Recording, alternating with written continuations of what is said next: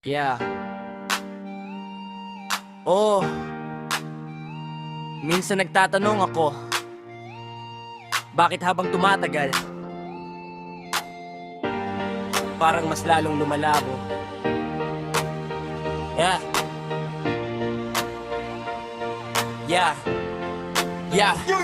Barong na plansado, ngiti pang TV, kaway sa mahirap habang sakay ng SUV. Para sa bayan, sigaw sa entablado, pero yung bando natin parang bula naglaho. May scholarship daw, pero papel lang ang laman. May pabahay raw, pero pundasyon wasak naman. May ayuda raw, pero litrato ang mahalaga. Bago ibigay, dapat may kamera. Sa barangay may tarpo, kanilasing laki. Panggalan ng proyekto, halos di mo na makita bawat tulong may sticker, bawat galaw may credit. Kala mo sariling pera, hindi buwis ng pilit. Habang may nagugutom sa ilalim ng tulay, may nagpapakasasa sa upuang inaagaw sabay. Kapag eleksyon, biglang pait at banal. Pagkaupo sa pwesto, taong bayan ng kawawa. Habang may nagugutom sa ilalim ng tulay, may nagpapakasasa sa upuang inaagaw sabay. Kapag eleksyon, biglang pait at banal. Pagkaupo sa pwesto, taong bayan ng kawawa.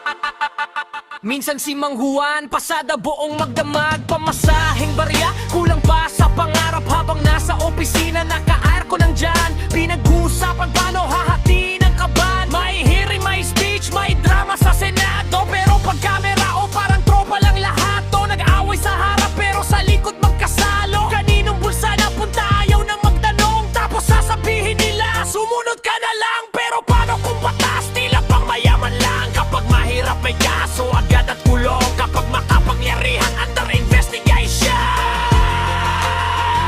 Habang may nagugutom sa ilalim ng pulay, may nagpapakasasa sa upuang inaagaw sabay. Kapag eleksyon, biglang bait at banal. Pagkaupo sa pwesto, taong bayan ng kawawa. Habang may nagugutom sa ilalim ng tulay, may nagpapakasasa sa upuang inaagaw sabay. Kapag eleksyon, biglang bait at banal. Pagkaupo sa pwesto, taong bayan ng kawawa.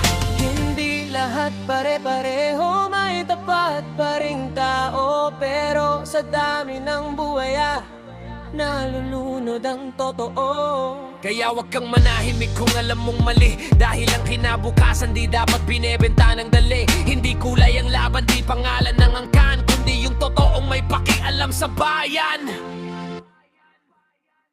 Habang may nagugutom sa ilalim ng tulay, may nagpapakasasa sa upuang inaagaw sabay. Kapag eleksyon, biglang bait at banal.